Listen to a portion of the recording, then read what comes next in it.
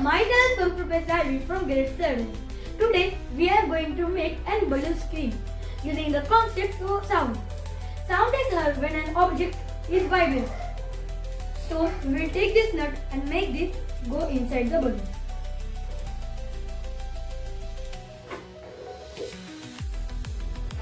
As you can see over this. Now, what will happen if we swirl this? Let's try it out.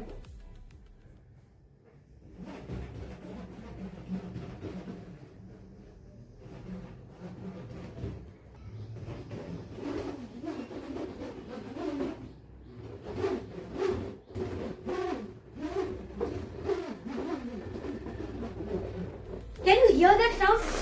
That is used. That is by this nut. So let us understand the reason behind it. So you know that a nut is of hexa.